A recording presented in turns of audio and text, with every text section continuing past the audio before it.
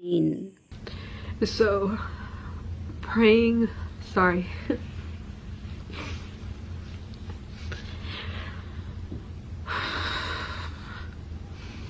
যারা বর্ন মুসলিম দয়া করে সুযোগ নেবেন না।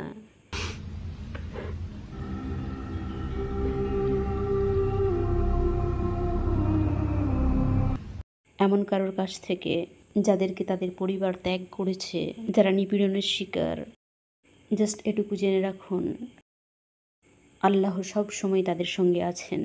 Hello guys, my name is Karen. I am the Muslim Reaver on Instagram. I feel like a lot of you guys are gonna come from there. আমি just ধন্যবাদ জানাতে চাই সকলকে যারা আমাকে ইসলাম বোঝাতে অনেক বেশি সাহায্য করেছেন। আমার চারপাশে ছিল না কোনো ফিজিক্যাল মুসলিম ফ্রেন্ড, আর সবচেয়ে কাছের মসজিদ ছিল প্রায় 40 মিনিট দূরে। তাই আমার জন্য এটা ছিল খুবই কঠিন একটা কমিউনিটি খুঁজে বের করা, বিশেষ করে এখানে সাউথ ক্যারোলাইনায়। আমি এখানে খুব বেশি মুসলিম দেখিনি, সম্ভবত এই কারণে আমি অনেক বেশি বিচ্ছিন্ন। আর হ্যাঁ, তাই এটা ছিল আমার জন্য বেশ কঠিন। আমি দেখেছি, আমি হাতে গুনে বলে দিতে পারবো যে কতজন মুসলিমকে আমি এখানে দেখেছি। তবে হ্যাঁ, আমি চাই শেয়ার করতে আমার স্টোরি, কারণ আমার মনে হয় অনেক মানুষই তাদের স্টোরি শেয়ার করে না।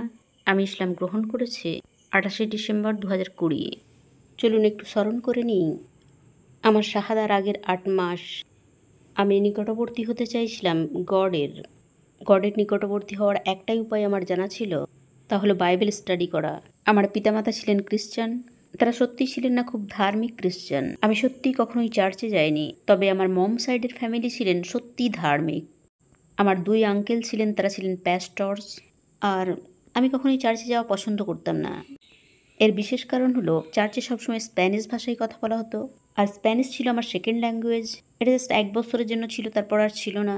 তাই আমি সত্যিই কখনো সুযোগ পাইনি সত্যিকার অর্থে ক্রিশ্চিয়ানিটিকে বুঝে ওঠার, এর কনসেপ্টটা বোঝার।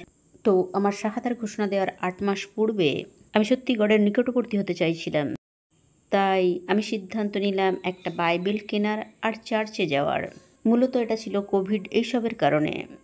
আমি যোগ দিয়েছিলাম ইলেভেশন চার্চে, যা ছিল নর্থ ক্যারোলাইনায়, আর আমি বাস করছিলাম সাউথ ক্যারোলাইনায়। তবে তারা সম্প্রচার করতেন চার্চ অনলাইনে। তো প্রতি শনিবার রবিবার আমি চার্চে যেতাম। তারপর একদিন আমার সামনে একটা ভিডিও পপ আপ হলো। এটা ছিল মুসলিম ভার্সেস ক্রিশ্চান ডিবেট। এটা ছিল 2 ঘন্টার। আমি জাস্ট ভিডিওটাকে বারবার এড়িয়ে যাচ্ছিলাম, আর এটা জাস্ট আমার স্ক্রিনে বারে বারে আসছিল। আর আমার মনে হলো ইউটিউব কেন বারে বারে এই ভিডিওটা রিকমেন্ড করছে, যখন আমি জাস্ট প্রচেষ্টা শুরু করেছি গডের নিকটবর্তী হওয়ার। তাই আমি একটা সুযোগ দিলাম সেই ভিডিওটাকে। সেই ভিডিওটা পুরোপুরি দেখলাম, আর তখন থেকেই আমার সন্দেহ শুরু হলো। এটা জাস্ট অনেক বেশি অর্থপূর্ণ ছিল। তো তারপর থেকে আমি আরও বেশি খোঁজ করতে শুরু করলাম ইসলামের। দেখতে লাগলাম আলী দাওয়া, মোহাম্মদ হিজাব। Sorry if I'm speaking a little quieter. I think my dad just came home. Okay, yeah, হ্যাঁ, আমি জাস্ট অনেক ভিডিও দেখে যাচ্ছিলাম ইসলাম সম্পর্কিত, আর অনেক বেশি প্রার্থনা করছিলাম। আর প্রার্থনা করার একটাই মাত্র উপায় যে আমার জানা ছিল, হাঁটু করে বসা, এভাবে হাত জোড় করা, আর রাত্রিতে প্রার্থনা করা। আমার মধ্যে একটা বিষয় ছিল যে আমি সবসময় হেদায়েতের জন্য প্রার্থনা করতাম। আমি সবসময় গডের কাছে প্রার্থনা করতাম যে আমাকে সঠিক পথে চালিত করুন, আর সবসময় বলতাম যে আমি আপনার উপর আস্থা রাখি। হ্যাঁ, 8 মাস পরে আমি শাহাদার ঘোষণা দিলাম। আমি সঠিক সময়টা ঠিক বলতে পারবো না। আমি আমার শাহাদার ঘোষণা দিয়েছিলাম মধ্যরাত্রিতে। আমি কাঁদছিলাম। আমার মনে হয় যে আমি এ কারণে কাঁদছিলাম, বাস্তবটা হলো আমি গডের নিকটবর্তী হতে চাইছিলাম, কিন্তু আমার জানা ছিল না কিভাবে। why am I getting emotional? I'm not even at the emotional. তবে হ্যাঁ, যখন আমি জেগে উঠলাম আমি চিৎকার করে উঠছিলাম। আমি চিৎকার করছিলাম, ও আমি তো জানি না কিভাবে নামাজ পড়তে হয়। আমার সত্যিই জানা ছিল না যে আমি কিভাবে সব করব, কিন্তু আমি শিখে নিয়েছিলাম খুবই দ্রুত। ভয়ের কারণে আমি চাইছিলাম না কোনো রকম ভুল করতে। আর মূলত আমার নিউ ইয়ার শুরু করেছিলাম একজন মুসলিম হিসাবে, আর আমি সত্যিই অনুভব করছিলাম আমার প্রয়োজন হিজাব পরা। তো আমি আমার মমের কাছে গেলাম। অবশ্যই জানেন, সব মাই চান তার সন্তানের যত্ন নিতে। যখন তিনি জানতে পারেন না যে আপনি কি করছেন, তো তিনি সবসময় আমাকে বলতেন যে জিসাস হলেন গড। আমি এটা ব্যাখ্যা করতে পারবো না, এটা অজ্ঞতা ছিল না, এটা ছিল অনেক বেশি আমি জানি এটা সঠিক, তো তুমি আমার মতামত পাল্টাতে পারবে না। আমার মম ছিলেন এমনটাই। তো শুরু হয়ে গেল অনেক অনেক টেনশন আমার আর আমার মমের মধ্যে কিছুদিনের জন্য। আর কিন্তু আমি তখনও চাইছিলাম হিজাব পরতে। আমার মনে হয় তিনি লক্ষ্য করতে শুরু করেছিলেন যে আমি বাইরে বের হচ্ছি ঢিলেঢালা পোশাক পরে। তিনি কাঁদতেন আর আমার খুবই খুবই খারাপ লাগতো তাকে এরকম কষ্ট দেওয়ার জন্য। ছোট্ট করে আমার মমের একটু ব্যাকগ্রাউন্ড বলি। তার সবসময়ই ছিল সুইসাইডাল থটস। আমার মমের ছিল সত্যিই খুবই খারাপ শৈশবকাল, তাই আমি তাকে দোষ দিই না। আমার মনে আছে এটা ছিল জানুয়ারির শেষ দিক। তিনি আমার কাছে কাঁদতে কাঁদতে এলেন আর তিনি জিজ্ঞাসা করলেন, তুমি কি এখনও মুসলিম থাকবে? আর তিনি এটা বলেই যাচ্ছিলেন। আমি তাকে অনেক বেশি হতাশ করেছিলাম, আমি তাকে অনেক অনেক কষ্ট দিচ্ছিলাম। তিনি আমাকে বললেন সেদিনের পূর্বে তিনি, অর্থাৎ আগের দিন, তিনি সুইসাইড করার চেষ্টা করেছিলেন। তিনি বেরিয়ে গিয়েছিলেন ভোর 4টের সময়। তিনি নিয়ে গিয়েছিলেন আমাদেরই একটা গাড়ি, আমি জানি না কোনটা। তিনি চিন্তা করতে করতে বেরিয়ে গিয়েছিলেন আর কোনো কিছুতে গিয়ে ধাক্কা মেরেছিলেন। এটা ছিল প্রায় সব কিছুর জন্যই তিনি আমাকে দায়ী করছিলেন, কিন্তু তিনি সরাসরি এটা বলছিলেন না। তো তিনি জিজ্ঞাসা করেই যাচ্ছিলেন, আমি কি এখনও মুসলিম, আমি কি এখনও ইসলাম অধ্যয়ন করছি? আর সে মুহূর্তে আমি জাস্ট সিদ্ধান্ত নিলাম বলবো না, যে আমি আর মুসলিম নই, আর তার আর এই বিষয়ে চিন্তা করার প্রয়োজন নেই। তখনও 1 মাস হয়নি আমি মুসলিম হয়েছি, তবে আমি শিখে নিয়েছিলাম কীভাবে নামাজ পড়তে হয় খুবই দ্রুত। এই পর্যায়ে আমার কোনো জব ছিল না, তো আমি নামাজ পড়তাম 5 ওয়াক্তের নামাজ প্রতিদিন। So, praying, sorry.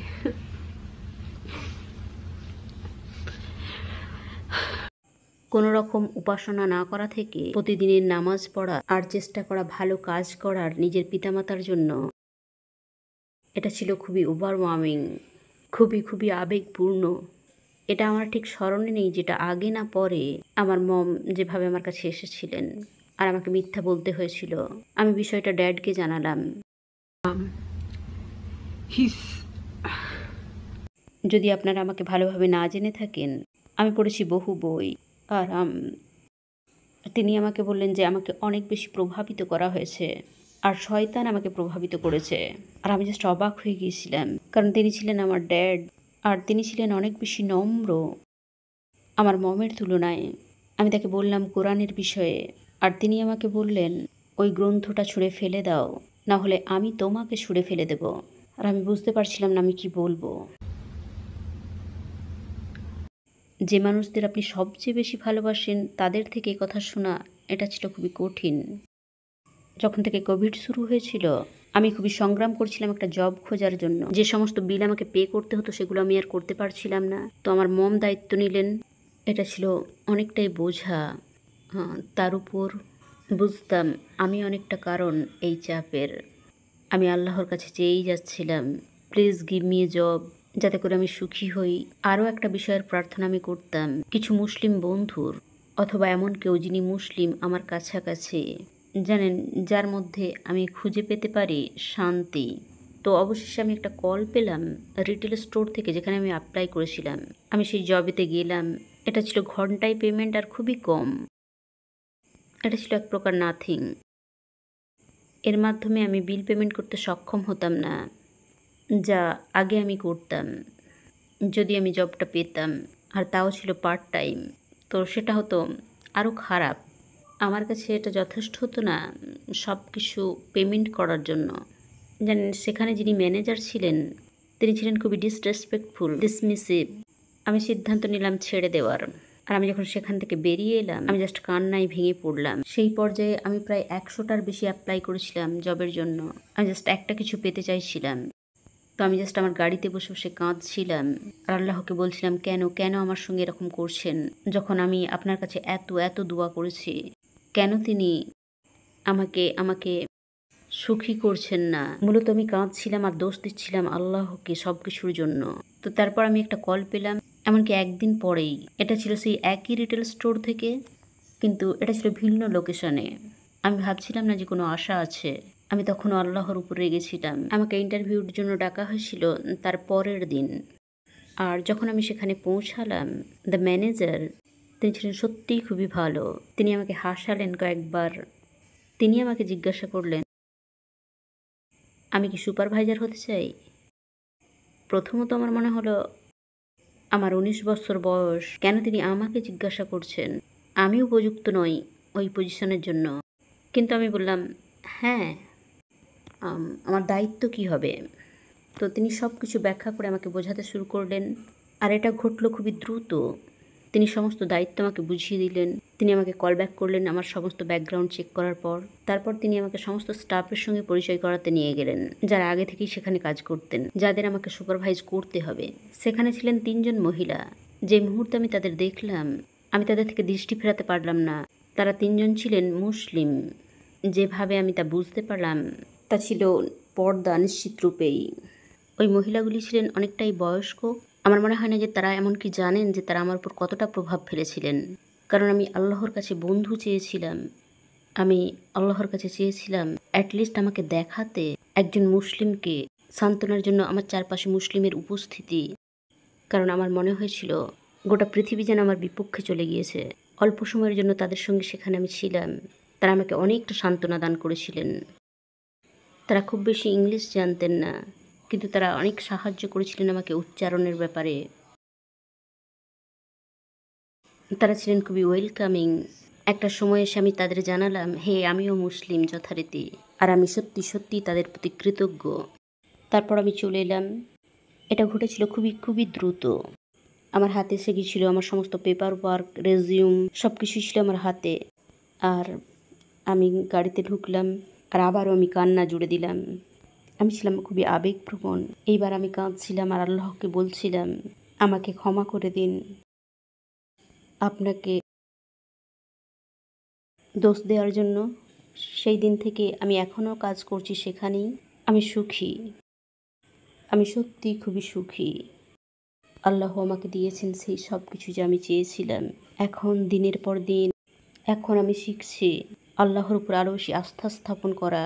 এখন আমি জানি যে আল্লাহ শোনেন। একদিন আমি আমার মমকে দেখালাম হিজাব পরে আমাকে কেমন দেখাচ্ছে, আর আমি বুঝে গেলাম তিনি এটা পছন্দ করছেন না। তিনি আমাকে বললেন যে আমি খুবই সুন্দর, আর কোনো কারণ নেই আমার নিজেকে ঢেকে রাখার। কিভাবে আমি ভবিষ্যতের হাজব্যান্ড পাবো যদি সে আমাকে দেখতেই না পায়? আমি ল্যাটিনা, তাই আমরা খুবই গর্ববোধ করি নিজেদের শরীর নিয়ে। আমার মমকে ছেড়ে খুবই দ্রুত বেরিয়ে আসতে হয়েছিল আমাকে। আমি মুসলিম হয়েছি তখনও 1 মাসও হয়নি। এটা খুবই কঠিন, এখনও এটা খুবই কঠিন, আর আমি এখনও শিখছি। আমি কি করেছিলাম, আমি নামাজ পড়া বন্ধ করে দিয়েছিলাম কিছুটা সময়ের জন্য। আমার মনে হচ্ছিল যেন ইসলামই আমার পরিবারকে ধ্বংস করে দিয়েছে। আমার বাড়িতে সব সময় অনবরত থাকতো একটা টেনশনের পরিবেশ। সেই দিনগুলোতে খুবই কঠিন ছিল আমার জন্য প্রকাশ্য মুসলিম থাকা। আমি চাইতাম হিজাব পরতে, আমি নিজেকে খুবই কভার করতে চাইতাম। আমি জানতাম আমার পরিবারের কাছে এটা ছিল খুবই বিপজ্জনক। আমার বেড়ে ওঠার দিনগুলিতে আমার মম ছিলেন একজন বেবিসিটার, তাই স্কুলের পর আমি দ্রুত বাড়ি ফিরে আসতাম আর তাকে সাহায্য করতাম বাচ্চাদের দেখাশোনার জন্য। 5 থেকে 7 বছরের বাচ্চাদের তিনি দেখাশোনা করতেন। তো এটা ছিল আমার জন্য খুবই চাপের। আনিশ্চিত রূপে আমার মমের জন্যও ছিল খুবই চাপের।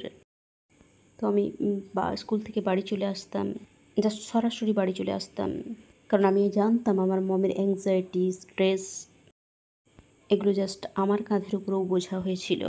আমি সব সময় তার জন্য চিন্তান্বিত থাকতাম, তিনি ঠিক আছেন তো। স্কুলে বসে বসে যা কিছুই ভাবতাম তা হতো আমার মমকে নিয়ে। প্রতিবারই আমার বন্ধুরা যখন বলতো, হে, আমাদের সঙ্গে বাইরে যাবে স্কুল ছুটির পর, আমি বলতাম, না, আমাকে বাড়ি যেতে হবে, আমার মমের যত্ন নিতে হবে। আমার মম, তিনি চেষ্টা করেছিলেন আত্মহত্যা করার বহুবার। তাই আমি যখন তাকে জানালাম যে আমি মুসলিম হয়ে গিয়েছি, আর আমি দেখলাম এটা তাকে কতটা প্রভাবিত করলো,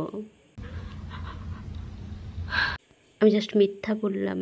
তার কয়েক মাস পর আমি বন্ধ করে দিলাম নামাজ পড়া। এটা জাস্ট খুবই উত্তেজনাপূর্ণ হয়ে উঠছিল আমার জন্য। এটা এখনও আমার জন্য কঠিন, কারণ আমার নেই কোনো মুসলিম ফিজিক্যাল ফ্রেন্ডস আমার আশেপাশে। আর এই কারণেই আমি এই অনলাইন কমিউনিটি গড়ে তুলেছি। এখন যা আমার আছে, আপনারা আমাকে অনেক সাহায্য করেছেন। আমি খুশি যে অনলাইনে কেউ আছে আমার সঙ্গে কথা বলার।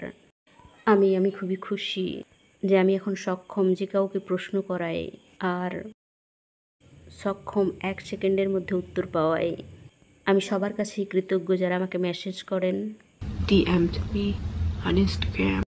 আর যে কেউ যারা বলতে চান তাদের স্টোরি যথারীতি, কারণ আমি চাই আরও বেশি স্টোরি শুনতে মুসলিম রিভার্টদের নিয়ে। আমারই মতো যারা এখনও সংগ্রাম করে চলেছেন, আমার মনে হয় আমার অনেক কিছু পূরণ করার আছে। আমি এখনও রমজানে অংশগ্রহণ করিনি, আমি আবারও নামাজ পড়া শুরু করেছি, কিন্তু আমি চাই না নিজেকে আরও বেশি উত্তেজিত করে তুলতে। আমি চাই সব কিছু সঠিকভাবে করতে, তাই আমি দ্রুততা করতে চাই না। তো আমি সবসময় অনুভব করি জানেন, কোনটা আগে, ইসলাম নাকি আমার পরিবার? আমার মনে হয় আমি যেন উভয় দিকেই ব্যর্থ। আমি আল্লাহর কাছে ব্যর্থ, কারণ আমি বন্ধ করে দিয়েছিলাম নামাজ পড়া। আমার মনে হয় যেন আমি আমার পিতামাতার কাছে হতে পারিনি ভালো মেয়ে, তাদেরকে আমি সুখী করতে পারিনি, তাদেরকে আমি আমার ব্যাপারে হতাশ করেছি, তাদেরকে করেছি আশাহত, ভীত। সমস্ত রিভার্টদের বলি, দোয়া করতে থাকুন, দোয়া করতে থাকুন। আল্লাহ আপনাকে পরীক্ষা করবে, আর আল্লাহ তাকেই পরীক্ষা করেন যাকে তিনি ভালোবাসেন। এটা অবশ্যই হবে কঠিন, জাস্ট কোনো বিষয়ের দিকে দৌড়াবেন না। কিছু মানুষ হয়তো বা আপনাকে গ্রহণ করবেন না যা আপনি হতে চান, সে কারণে। আমার 20 বছর বয়স, আমি এখনও অনেক ছোট্ট। আমার স্বপ্ন জানেন, আমার বাচ্চা থাকবে যারা হবে মুসলিম, আর আমিই হব প্রথম জানেন মুসলিম আমার গোটা পরিবারে। তবে হ্যাঁ, তো যারা বর্ন মুসলিম, দয়া করে সুযোগ নেবেন না।